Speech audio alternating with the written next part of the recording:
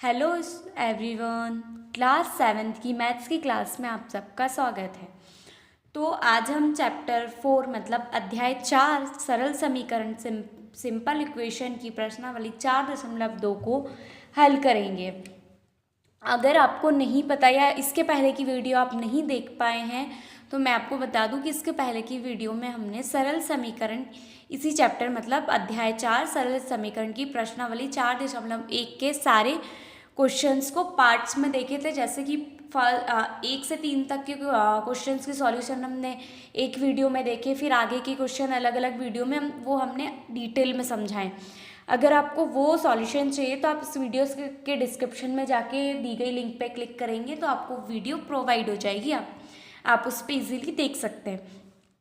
तो आइए आज की क्लास हम स्टार्ट करते हैं। तो देखते हैं, सबसे पहले क्वेश्चन है इसमें, पहले चर को पृथक करने वाला चरण बताइए और फिर समीकरण को हल कीजिए।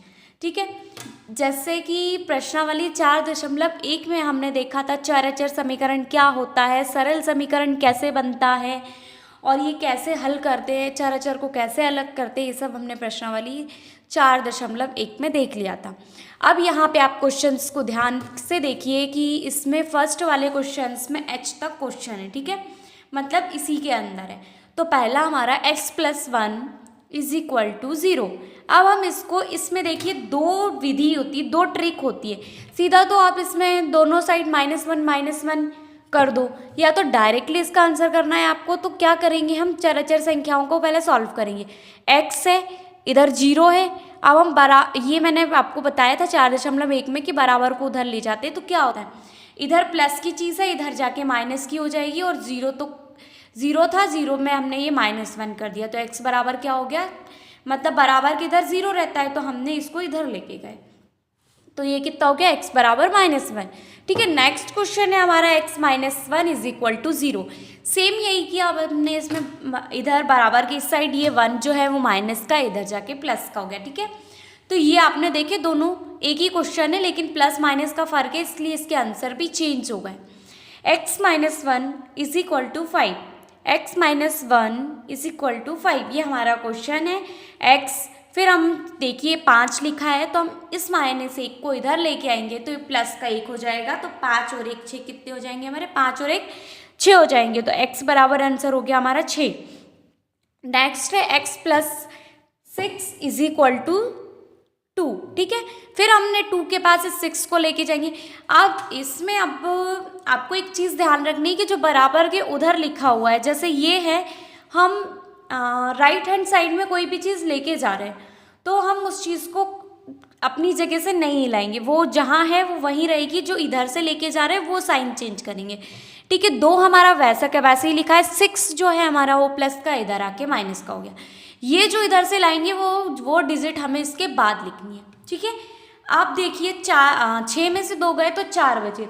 अब हम आपको सबसे ज़्यादा इसमें साइन का ध्यान रखना है। क्या, जैसे कि घटा तो दिया हमने, 6 में से 2 घटा दिए तो 4 बचे, लेकिन इसमें आप ध्यान से देखिए कि जो हमारी बड़ी संख्या है वो 6 है और 6 हमारी है माइनस में, तो x बराबर -4 हो गया। ठीक है, ये चीज़ आपको ध्यान रखनी है, वरना आप पूरा क्वेश्चन सॉल्व करके भी आप उसमें साइन के चेंजेस से आप पूरा गलत कर सकते हो।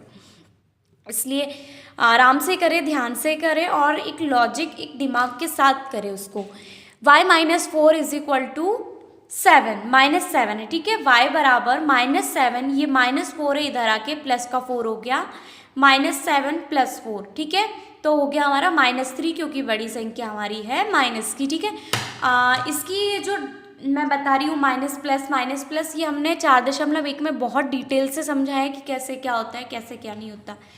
तो इसमें सेम यही करेंगे, 4 है, इधर माइनस का 4 है, इधर आके प्लस का हो गया, 4 और 4 8 हो गए। ठीक है, नेक्स्ट क्वेश्चन यही है, हमारा प्लस में दिया गया है तो ये प्लस की चीज़ इधर जाके माइनस में हो जाएगी, तो y बराबर हमारा 0 हो जाएगा। h वाला देखिए, y +4 -4 है, y ये प्लस का 4 है, इधर गया तो माइनस का हो गया। अब दोनों माइनस माइनस हो गए तो माइनस माइनस होता है हमारा प्लस। ठीक है, क्या होता है हमारा, माइनस माइनस हो जाता है, माइनस माइनस हो जाता है प्लस, लेकिन साइन हमारा माइनस का आता है। ठीक है, तो माइनस का 8 हो गया। ये रहे हमारे फर्स्ट वाले क्वेश्चंस के आंसर। आइए हम नेक्स्ट देखते हैं। पहले चर को पृथक करने के लिए प्रयोग किए जाने वाले चरण को बताइए और फिर समीकरण को हल कीजिए। अब देखिए, आपको मैंने फर्स्ट क्वेश्चन तो समझा दिया, सेकंड पे हैं हम। तो अगर आपको कुछ भी डाउट लगता है, आपको किसी भी क्वेश्चंस का अलग से वीडियो चाहिए, तो हम आपको उसका लॉन्ग में या शॉर्ट में जैसा भी होगा हम आपको वीडियो प्रोवाइड कर देंगे। इसलिए आप प्लीज़ हमें कमेंट करके बताइए कि आपको किस में डाउट आ रहा है, किस में डाउट नहीं आ रहा है, या अगर हमारे समझाने का या मेरे समझाने का तरीका आपको समझ में नहीं आ रहा है तो प्लीज़ हमें कमेंट करके बताइए। नेक्स्ट क्वेश्चन है हमारा 3L = 42, ठीक है। L, अब हमने ये पहले भी बताया और मैं अभी भी बताती हूँ कि गुणा की चीज़ है, बराबर के उधर जाके जैसे प्लस माइनस चेंज हो जाता है वैसे ही गुणा भाग चेंज होता है। अगर इधर गुणा की चीज़ें हैं तो इधर भाग में जाएगी, और भाग की चीज़ें इधर है तो वो इधर इंटू में जाएगी। ये गुणा में है, ठीक है, तो ये इधर जाके भाग में चली गई। 3 में हम 42 का भाग देंगे तो हमारे पास 14 आएगा, ठीक है, क्योंकि 3 एक कम 3, एक बचा, ये 12 हो गया, 3 चुको 12। आप आराम से इसका भाग दे के देखिएगा, L = 14, ठीक है। और B बराबर, अब इधर देखिए ये 2 जो है B/2, B/2 = 6, ये 2 भाग में है, डिवाइड में है, तो इधर जाके मल्टीप्लाई में हो जाएगा, 6 दूनी 12। नेक्स्ट है हमारा ये भी, इधर देखिए P/5 = 7, ये भी डिवाइड में है, इधर जाके मल्टीप्लाई में हो जाएगा, तो 4 सत्ते 28, ठीक है। नेक्स्ट है 4x, अब ये 4 हमारा मल्टीप्लाई में आ गया है तो इधर आके भाग में हो जाएगा। अब 25 और 4 कैंसिल तो होंगे ही नहीं, क्योंकि सम विषम संख्याएं कैंसिल नहीं होंगी, जैसी है वैसी आएंगी। नेक्स्ट है हमारा ई वाला 8y = 36, ठीक है, तो हम y लिखेंगे 8 को मल्टीप्लाई में लेकिन। अब देखिए 8 है और 36 है हमारा, ठीक है। अब हम देखेंगे कि किसके पहाड़े में आते हैं। देखिए जैसे कि आप ध्यान देंगे 4 एकम 4, 4 दूनी 8 और 4 नमक 36, तो 4 से दोनों कैंसिल हो रहे हैं। अगर कैंसिल नहीं होते तो आपको इसको छोड़ देना है, जैसे हमने 25/4 को छोड़ दिया है, लेकिन हमें ये लग रहा है कि कैंसिल हो जाएगा। 4 दूनी 8, 4 नमक 36, तो 9/2 इसका आंसर आ गया, ठीक है।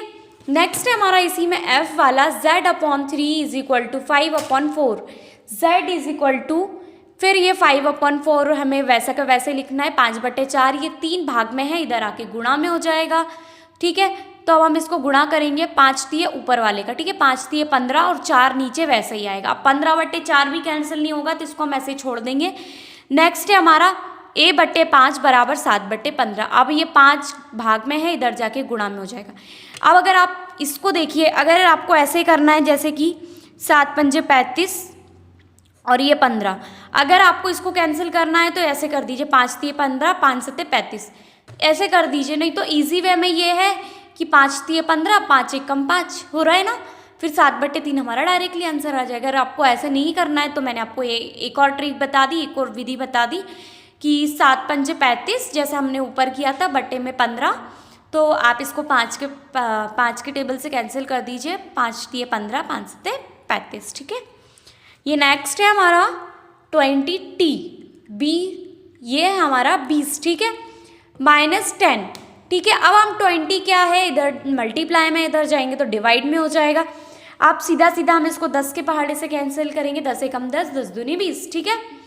अब इसमें देखिए आप, हमारा जो माइनस, ये जो 10 है वो माइनस का है, तो हमारा जो 1 भी है वो माइनस में आएगा, तो इसका आंसर हो गया हमारा -1/2। ये हो गया हमारा सेकंड क्वेश्चन।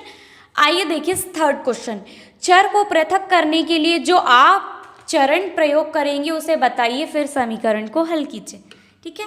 अब हम इसमें क्या करेंगे, 3n - 2 = 46, चराचर संख्याओं को एक साथ करेंगे। ये माइनस का 2 है, ठीक है, इधर जाके प्लस का 2 हो जाएगा, क्योंकि हमें संख्याएं जोड़नी है, ठीक है। तो अब हमारा 46 और 2 कितना हो जाएगा, 48, ठीक है, और 3n, ठीक है, n = 48/3।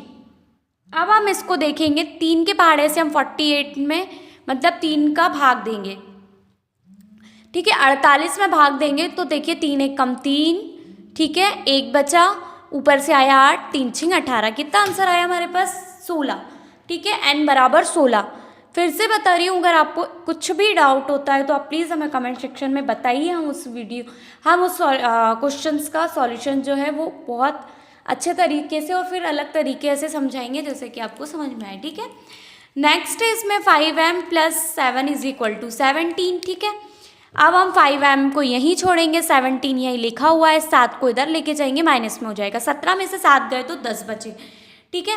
m बराबर 10/5, फिर हम इसको कैंसिल कर देंगे, 5 से कम 5। अब इसमें आपको एक चीज़ ध्यान रखनी है, अगर इसका आंसर 2/1 आता, मतलब इसका आंसर 2/1 आया है, बराबर हम 2, क्योंकि नीचे 1 की कोई वैल्यू नहीं होती। और अगर ये 1/2 आएगा तो ये यही रहेगा, ये चेंजेस नहीं होगा, ठीक है।